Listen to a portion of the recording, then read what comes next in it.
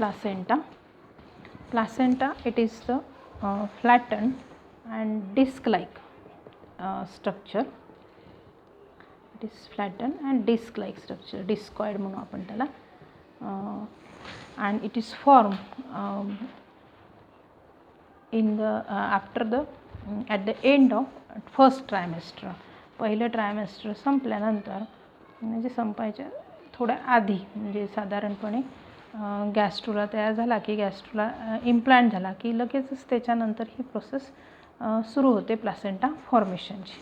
This is the alone organ. हा एकच असा ऑर्गन आहे की जो दोन वेगवेगळ्या इंडिव्हिज्युअलच्या टिश्यूपासून किंवा सेल्सपासून तयार होतो.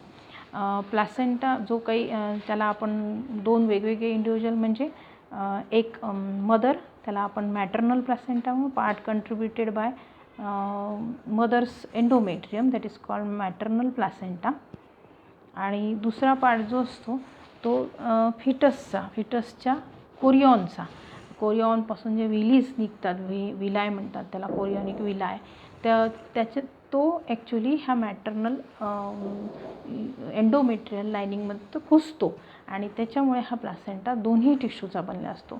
जो फिटसचा असेल त्याला फिटल प्लासेंटा म्हणायचं. आणि हे दोन्ही टिश्यू मिळून एकच ऑर्गन तयार करतात, एकच स्ट्रक्चर तयार करतात. ती स्ट्रक्चर इज टेम्पररी.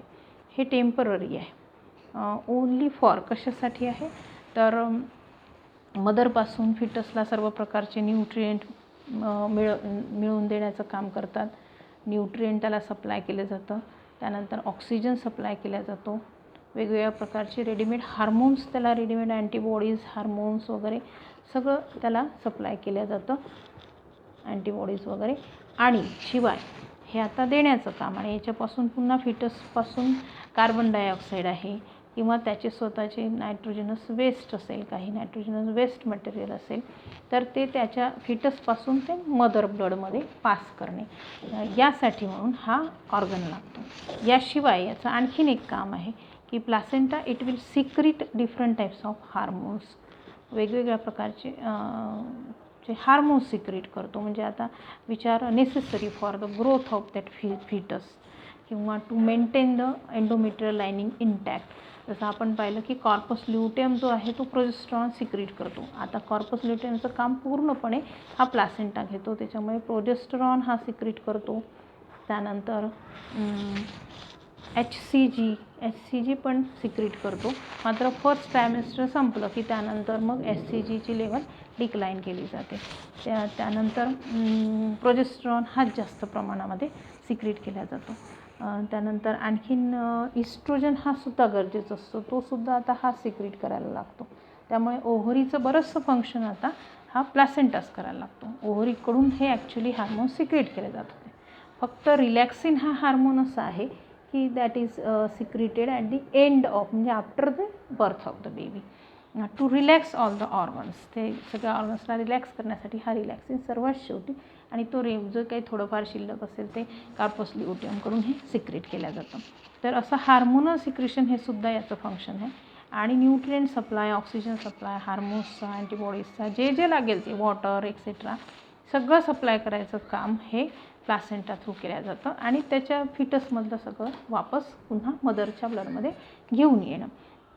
म्हणून आपण प्लासेंटाला डिफाईन करायचं झालं तर placenta it can be define as the temporary, हा टेम्पररी ऑर्गन आहे. Temporary structural and functional connection between fetal and maternal circulation.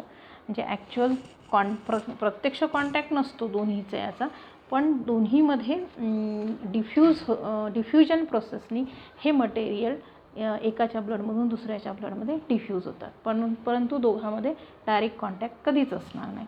So placenta, या प्लासेंटाचं स्ट्रक्चर जर बघायचं झालं तर जसं आपण बघितलं होतं की हा जो गॅस्ट्रुला होता, या गॅस्ट्रुला जेव्हा फॉर्म झाला त्यावेळेला याचे जो सर्वात वरचा लेअर आपण ट्रोफोब्लास्ट जो कोरियॉनमध्ये नंतर कन्व्हर्ट होतो त्याच्यापासून सायटोट्रोफोब्लास्ट, आणि दुसरं पाहिलं होतं आपण सिन्सिसिओट्रोफोब्लास्ट. तर हा आतला सायटोट्रोफोब्लास्ट जो असतो त्याला सेल बाउंड्रीज असतात, आणि जो सिन्सिसिओट्रोफोब्लास्ट आहे तो अशा मोठमोठ्या अशा विलाय तयार करतो अशा, आणि त्याच्यामुळे एंडोमेट्रियल लायनिंगना तो करड करत जातो. हीच प्रोसिजर, सेम प्रोसिजर इथे सुद्धा होते. आता म्हणजे आता जसा तो फिटस इथे डेव्हलप होतो आहे, समजा हा त्या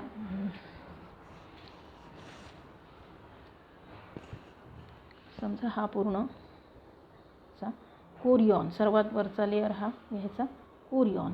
त्यानंतर त्याच्या आतमध्ये असते ॲमनिओटिक कॅव्हिटी, आणि amniotic cavity it is line by the amnion. त्याच्यावर एक्स्ट्रा एम्ब्रियॉनिक, हे सगळे एक्स्ट्रा एम्ब्रियॉनिक मेम्ब्रेन आहे.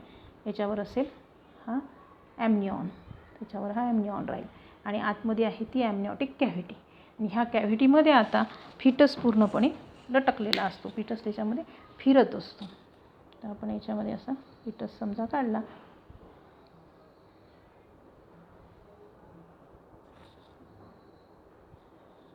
या ठिकाणी. तर इथे साधारण इथल्या भागापासून हा डेव्हलपिंग फिटस आहे. तर इथल्या भागापासून इथे या ठिकाणी एक कॉर्ड असतो. ह्या कॉर्डनी तो प्लासेंटा त्याला अटॅच राहील. इथे कॉर्ड असतो या ठिकाणी, जो ज्याला नाभी म्हणतो आपण, त्या ठिकाणी हा कॉर्ड इथे अटॅच असतो. दिस इज कॉल्ड अम्बिलिकल कॉर्ड.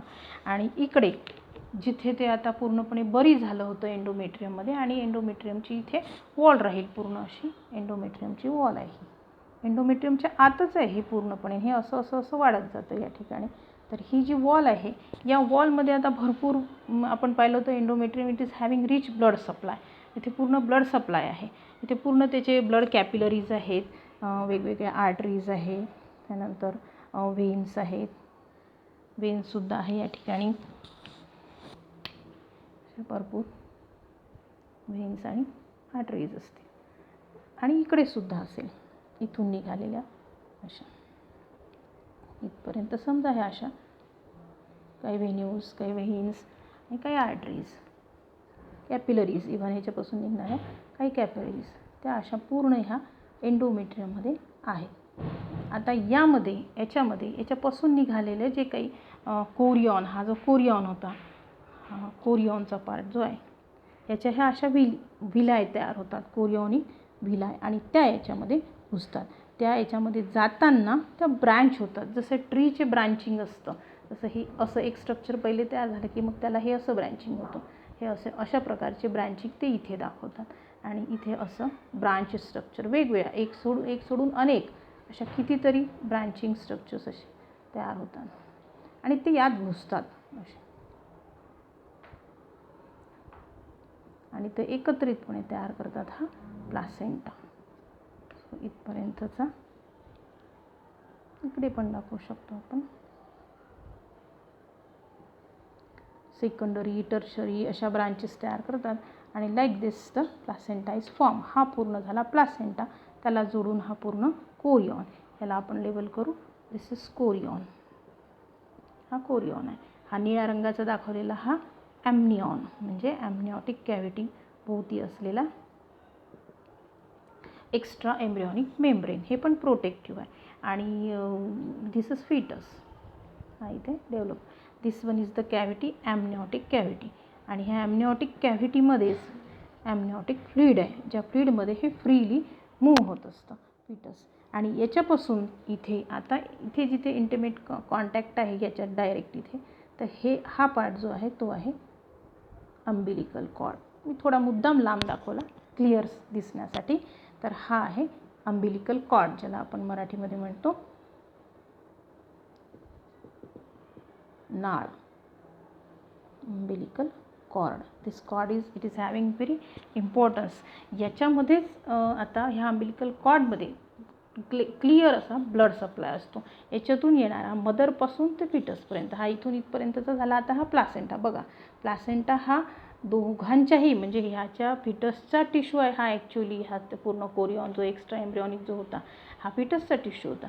हा टिश्यू आणि इकडे एंडोमेट्रियम हा मदरचा टिश्यू होता. हे दोन्ही टिश्यू मिळून एकत्रित हा ऑर्गन तयार केला आहे. दिस इज सी शेप जसा दिसतो आपल्याला, टेम्पररी स्ट्रक्चर कॉल्ड प्लासेंटा. आणि त्याचा एक छोटासा भाग जो आहे कोरियॉन, हा एक्स्ट्रा एम्ब्रियॉनिक मेम्ब्रेन, याच्या सभोवती पण असतो. तर ह्या अम्बिलिकल कॉर्डमध्ये ब्लड व्हेसल्स असतील. कोणकोणत्या ब्लड व्हेसल्स? त्याच्यामध्ये 2 छोट्या आकाराच्या आर्टरीज असतील. आर्टरीज मी लाल रंगाने दाखवते, अशा त्या छोट्या आकाराच्या असतील ह्या 2 आर्टरीज. आणि ह्या आर्टरीच्या सभोवती आता इकडून आणखीन एक मोठ्या आकाराची व्हेन असेल, मोठी एक अंबिलिकल, 2 अंबिलिकल आर्टरीज आणि एक मोठी अंबिलिकल व्हेन, असं स्ट्रक्चर त्याच्यामध्ये असतं. मग याचं फंक्शन काय, थोडंसं उलट आहे. जेवढं आपण जे म्हणतो की artery it carries oxygenated blood, बरोबर आहे. पण इथे आर्टरीज जे आहेत, umbilical arteries does not carry oxygenated blood, it carries deoxygenated blood from the fetus to the placenta. इकडे जो प्लासेंटाकडे येणारी जी आहे ती आर्टरी असते. त्या आर्टरी हे डिऑक्सिजनेटेड ब्लड कॅरी करेल आणि जे काही वेस्ट वगैरे असेल ते सुद्धा घेऊन जाईल. आणि जे काही फूड मटेरियल पाहिजे, आणखीन काय नेसेसिटीज ज्या असतील फिटसच्या, त्या मदरकडून इकडे येण्यासाठी व्हेन, त्या व्हेन थ्रू जातील. नेहमी आपण सांगतो व्हेनमधून डिऑक्सिजनेटेड ब्लड कॅरी केलं जातं आणि याच्यामधून ऑक्सिजनेटेड ब्लड आर्टरीमधून. पण इथे मात्र उलट आहे. थोडं ते क्लिअर लक्षात ठेवायचं की ज्या 2 आर्टरीज आहेत आणि 2 आर्टरीज ज्या आहेत, it will carry oxygenated blood means containing carbon dioxide, nitrogen base etcetera from fetus to placenta. इकडे प्लासेंटाकडे येईल ते. आणि जी व्हेन आहे ती ऑक्सिजनेटेड ब्लड घेऊन जात आहे from placenta to the fetus, अशा पद्धती. पण इथे फिटसकडे जरी जात असलं तरी इथे पुन्हा कॅपिलरीजचं जाळं आहे. त्या कॅपिलरीजमधून फक्त मटेरियल डिफ्यूज होईल in the body of this foetus. फिटसच्या बॉडीमध्ये फक्त मटेरियल डिफ्यूज होतं. याचा आणि याचा डायरेक्ट कॉन्टॅक्ट मुळीच ठेवला जात नाही, कारण आईचं ब्लड प्रेशर आणि मुलाचं ब्लड प्रेशर जे आहे त्याच्यामध्ये फरक असतो.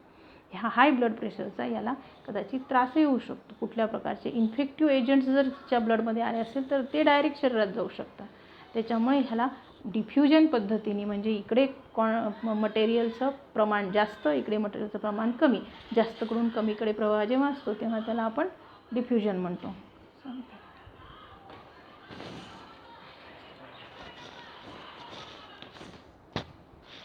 डिफ्युजनद्वारा ते पास केल्या जातं.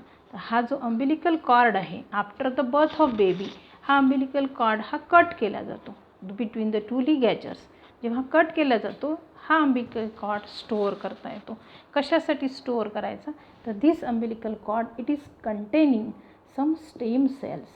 स्टेम सेल्स काय आहे, तर ती stem cells they are the totipotent cells.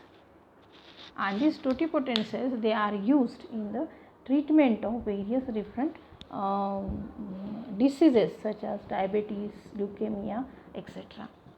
याच्यासाठी कॉर्ड ब्लड बँकसुद्धा आहे कोलकात्याला. इंडियन गव्हर्मेंटनी आणि स्टेट गव्हर्मेंट ऑफ कोलकाता त्यांनी 2001मध्ये ती एस्टॅब्लिश केलेली आहे, along with the coordination with AABB means American association of blood bank यांच्यासोबत. आणि याच्यामार्फत ह्या स्टेम सेल्स याच्यातले वापरले जातात.